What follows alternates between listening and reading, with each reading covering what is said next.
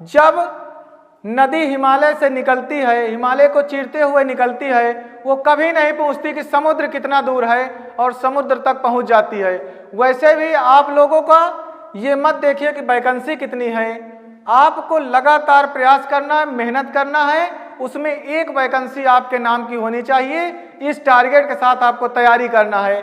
आज हम पढ़ेंगे भारत की सबसे पवित्र नदी गंगा नदी के बारे में जानेंगे।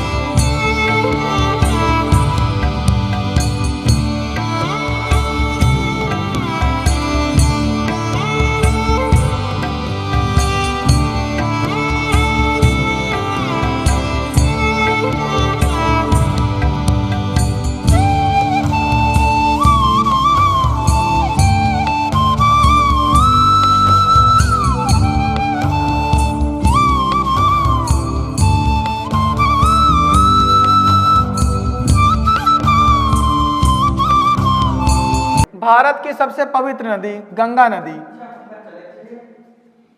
गंगा नदी के बारे में आज हम पढ़ेंगे। भारत की सबसे पवित्र नदी। पूछा जाएगा कि गंगा नदी को राष्ट्रीय नदी की दर्जा कब दिया गया।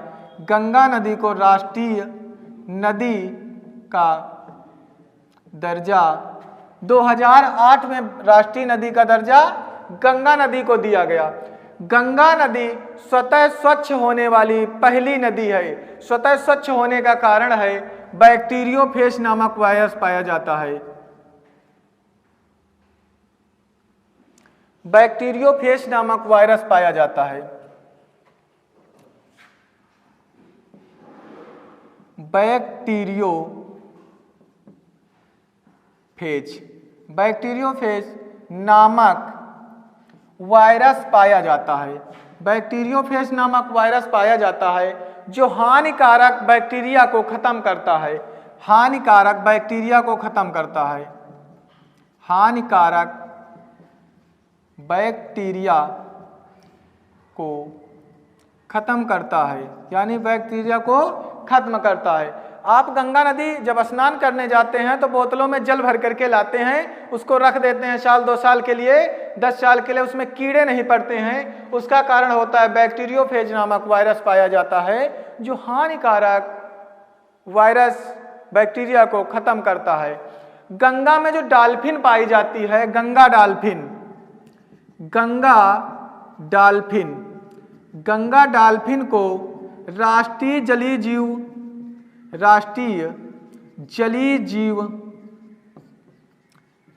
जीव माना जाता है।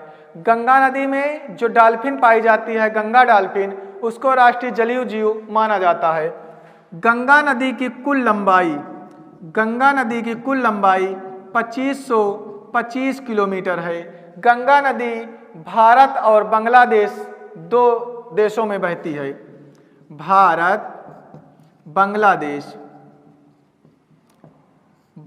और बांग्लादेश 2 देशों में गंगा नदी बहती है। गंगा नदी उत्तराखंड के गोमुख हिमानी, गंगोत्री हिमानी से निकलती है और उसके बाद उत्तर प्रदेश होते हुए, अब देखना जो गंगा नदी है किन राज्यों में बहती है, तो उत्तराखंड, उत्तर प्रदेश, बिहार, झारखंड। गंगा नदी उत्तराखंड, उत्तर प्रदेश, बिहार, झारखंड और पश्चिम बंगाल, इन राज्यों से होकर के बांग्लादेश में चली जाती है। 3900 मीटर की ऊंचाई पर गंगोत्री हिमानी उत्तराखंड से निकलने वाली नदी है। गोमुख हिमानी, हिमानी का मतलब होता है ग्लेशियर, उसी ग्लेशियर से निकलती है। और जब वो गंगा नदी उत्तराखंड से निकलती है तो उसका नाम गंगा नहीं होता है, उसका नाम भागीरथी होता है। गंगा नदी दो नदियों के संगम से मिल करके देवप्रयाग में गंगा नाम से जानी जाती है। गंगा नदी, भागीरथी और अलकनंदा मिल करके देवप्रयाग में गंगा नदी बनाती है। तो हम आगे अब जानेंगे कि गंगा नदी कहाँ से निकलती है और कैसे कैसे किन राज्यों से होकर के, किन जिलों से होकर के गुजरते जाती है। बैक्टीरियोफेज नामक वायरस पाया जाता है जो हानिकारक बैक्टीरिया को खत्म कर देता है। तो हम पढ़ेंगे बेहतर तरीके से और ताकि याद भी होता रहे, क्योंकि मैप के तरीके से राज्यों को दर्शाते जाएंगे, वैसे हम लोग पढ़ते जाएंगे। पढ़ना है, नोट भी करना है पॉइंट, क्योंकि पेपर में पूछे जाएंगे ये प्रश्न, तो उसको हमको लिखते रहना है।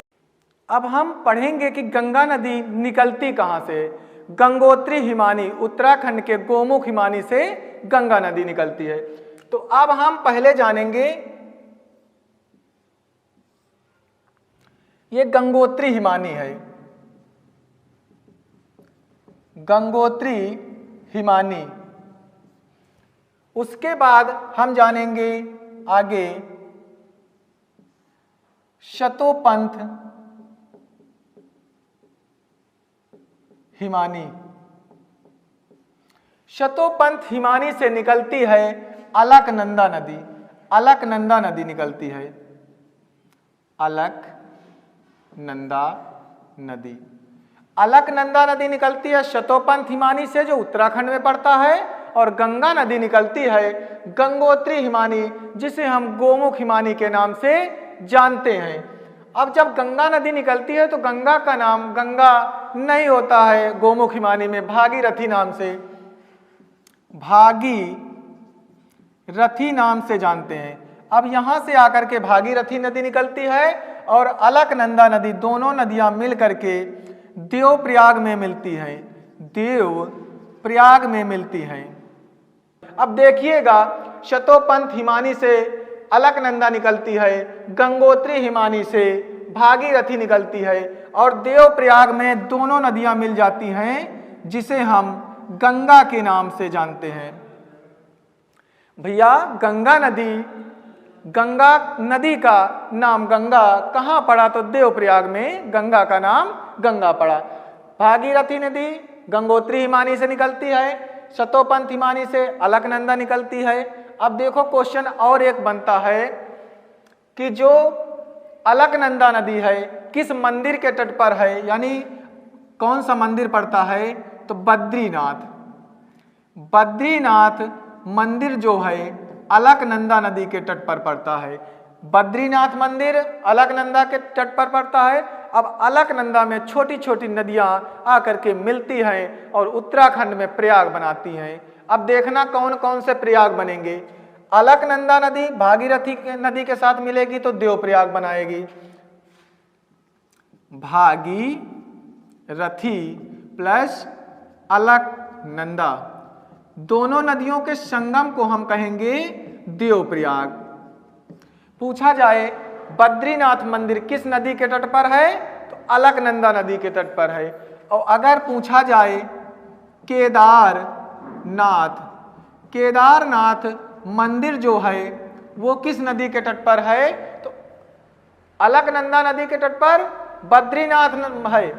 और उसके बाद देखना जो भागीरथी नदी है वो निकलती है गंगोत्री हिमानी से।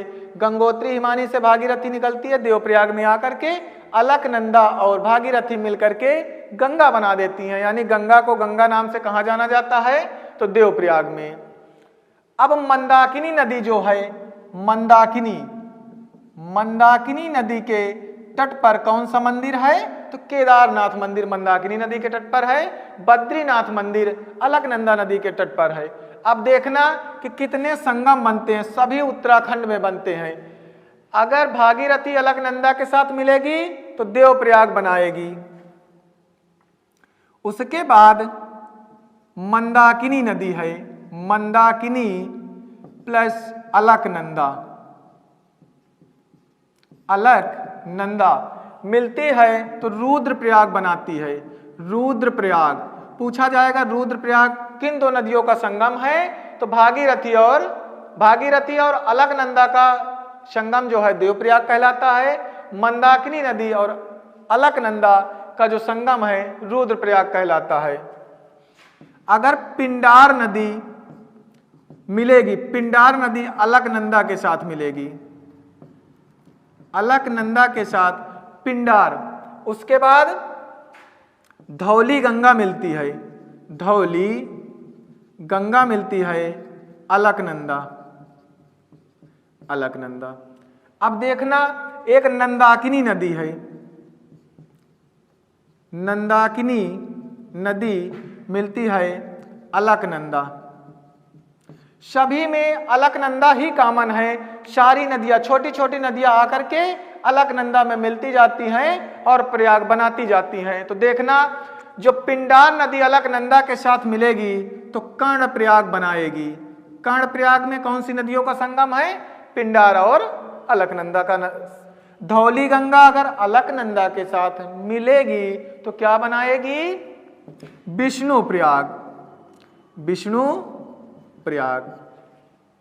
नंदाकिनी नदी अगर अलकनंदा के साथ मिलेगी तो नंद प्रयाग बनाएगी। कौन सा प्रयाग? नंद प्रयाग।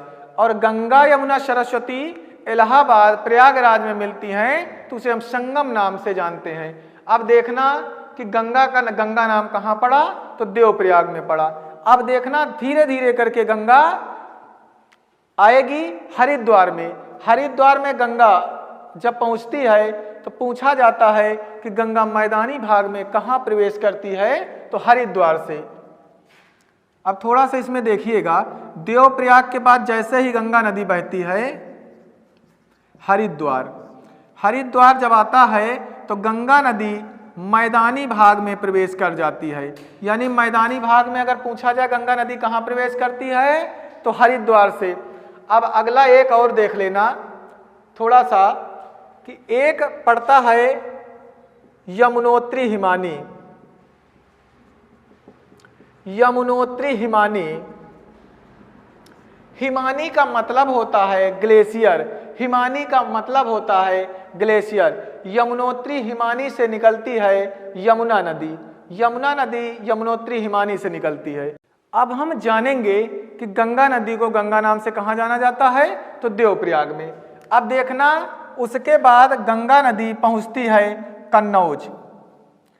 कन्नौज में एक उत्तराखंड से नदी आती है, उत्तराखंड की नदी है जिसे हम जानते हैं राम गंगा के नाम से। राम गंगा नदी जो है उत्तराखंड की नदी है, कन्नौज में आकर के गंगा से मिल जाती है, कन्नौज, कन्नौज। और गंगा नदी हरिद्वार से मैदानी भाग में प्रवेश करती है। उसके बाद यही नदी आगे बढ़ती है और आ करके इलाहाबाद पहुंचती है, यानी कि प्रयागराज के नाम से हम जिसे जानते हैं। प्रयागराज में गंगा नदी यमुनोत्री हिमानी से निकल करके आती है और गंगा नदी में मिल जाती है, जिसे हम संगम के नाम से जानते हैं, संगम,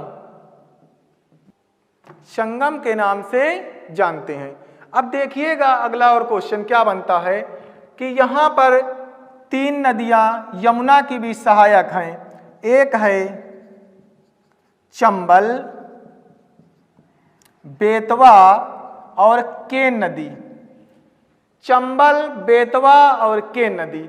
अब हम देखेंगे चंबल नदी में घड़ियाल पाए जाते हैं। एक ऐसी कौन सी नदी है जिसमें घड़ियाल पाए जाते हैं?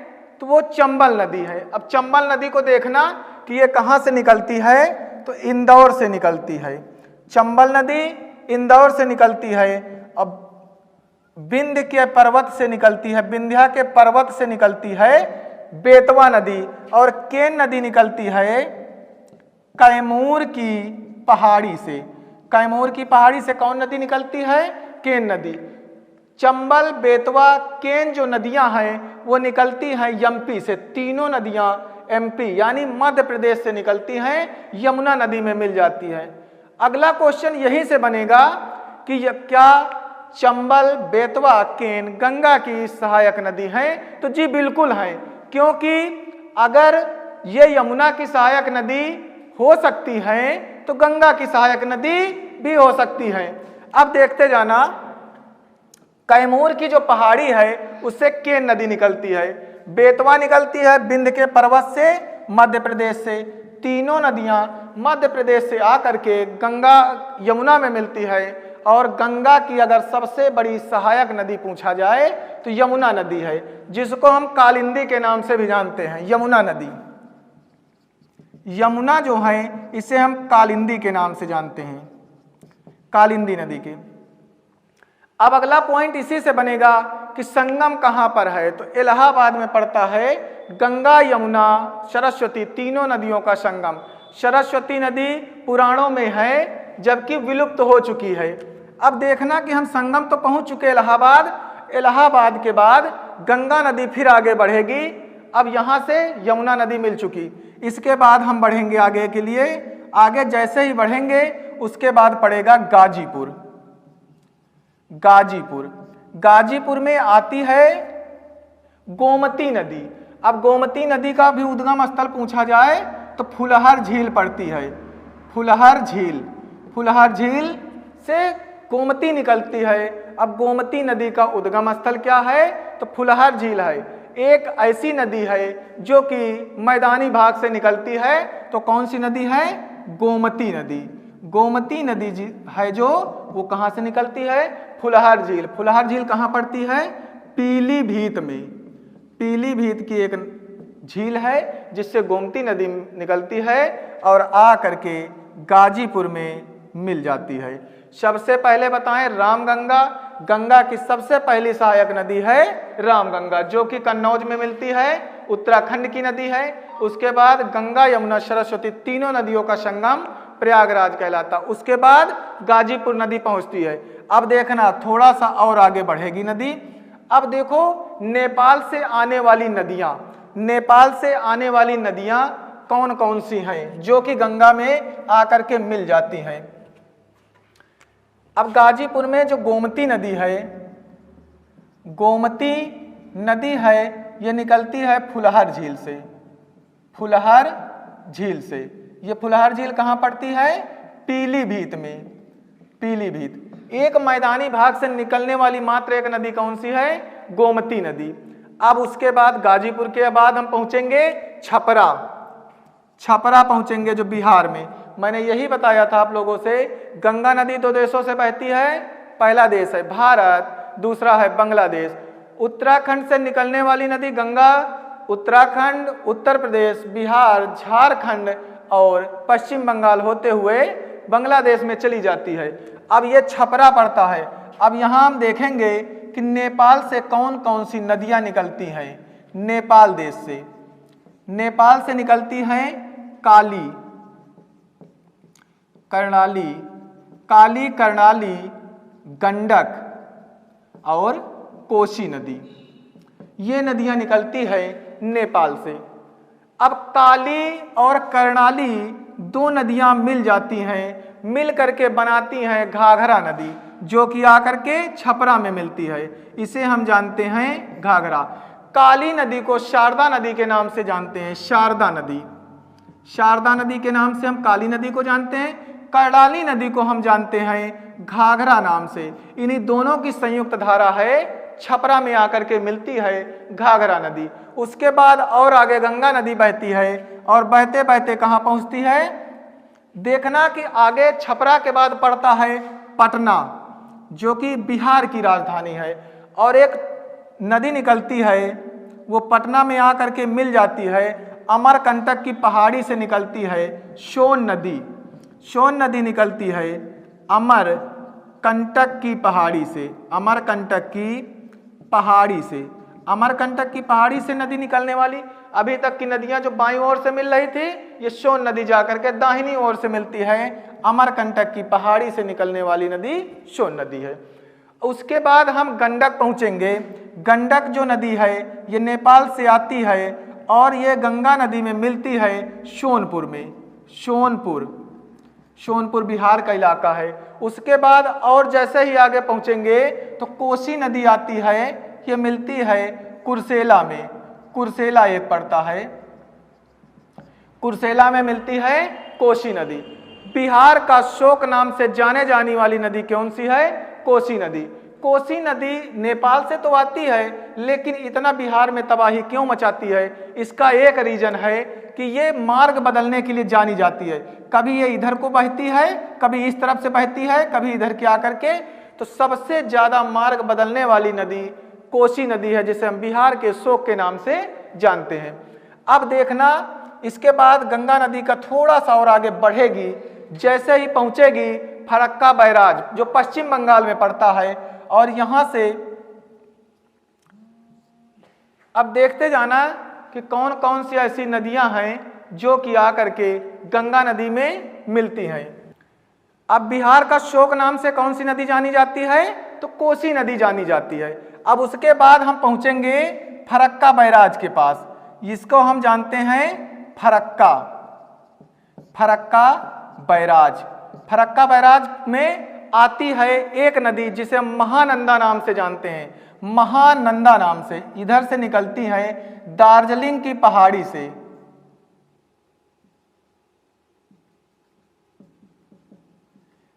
दार्जिलिंग की पहाड़ी से निकलने वाली नदी है, पहाड़ी से महानंदा नदी। महानंदा नदी कहां से निकलती है? दार्जिलिंग की पहाड़ी से, और आकर के फरक्का बैराज में गंगा नदी से मिल जाती है। अब देखो यहां से क्वेश्चन बनेगा। सबसे पहला क्वेश्चन कि गंगा की पहली सहायक नदी कौन सी है? तो रामगंगा है, जो उत्तराखंड से निकलती है, कन्नौज में आकर के मिल जाती है। अगर अंतिम नदी पूछी जाए तो महानंदा नदी अंतिम नदी है, जो फरक्का बैराज के पास आकर के गंगा से मिल जाती है। फरक्का बैराज कहाँ पड़ता है? पश्चिम बंगाल में। अब देखना, यहीं से क्वेश्चन और बनेगा।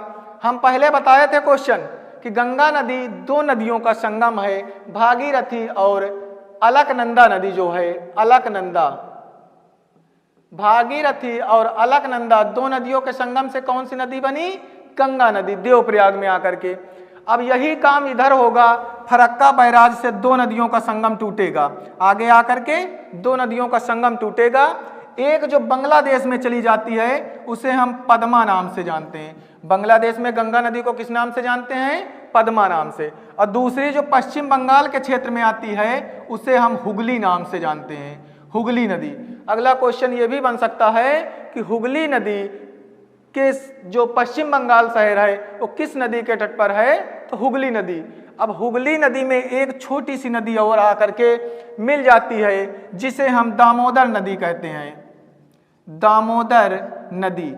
अब दामोदर नदी पूछा जाएगा किस पहाड़ी से निकलती है? तो छोटा नागपुर के पठार से निकलती है। छोटा नागपुर के पठार से निकलने वाली दामोदर नदी है, जिसे हम बंगाल के शोक नाम से जानते हैं। बंगाल का शोक नाम से कौन सी नदी जानी जाती है? तो दामोदर नदी जानी जाती है। और पद्मा नदी कहाँ चली जाती है? बंगाल के बाद पश्चिम बंगाल में चली जाती है। पश्चिम बंगाल के बाद ये पद्मा धीरे धीरे बांग्लादेश में चली जाती है, जिसे हम पद्मा के नाम से जानते हैं। गंगा नदी को गंगा नाम उत्तराखंड के देवप्रयाग में जानते हैं। फरक्का बैराज से दो शाखाएं हो जाती हैं, एक हुगली हो जाती है और एक पद्मा। गंगा नदी को बांग्लादेश में पद्मा नाम से जानते हैं। और ब्रह्मपुत्र नदी बांग्लादेश में पहुंचती है तो जमुना नाम से जानी जाती, और वहीं की एक नदी है जिसे हम मेघना नाम से जानते हैं। तीनों की संयुक्त धारा को हम मेघना नाम से जानते हैं। और पश्चिम बंगाल में जा करके सुंदरवन डेल्टा का निर्माण करती है, जो विश्व का सबसे उपजाऊ क्षेत्र माना जाता है। सुंदरवन डेल्टा जो पश्चिम बंगाल से लेकर के बांग्लादेश तक फैला हुआ है। जो भी पॉइंट नोट करने वाले हैं आप लोग नोट करते रहिए, क्योंकि पेपर में 100% यही से क्वेश्चन बनना निश्चित है। जब तक कुछ मेहनत करोगे नहीं तब तक कुछ मिलने वाला नहीं है। बिना मेहनत के आज तक कोई सफल नहीं हुआ है। इसलिए बेहतर पढ़ाई करो। माता पिता आपके अगर पढ़ा रहे हैं, खर्च कर रहे हैं, तो उस पैसे का उपयोग करो, क्योंकि अपने पसीने की मेहनत से इस तरह भीग जाओ कि जो गर्म हवा भी सर्द लगने लगे। संसार जरूरत के नियम के अनुसार चलता है। जिस सूरज का गर्मियों में तिरस्कार होता है, उसी सूरज का सर्दियों में इंतजार भी होता है।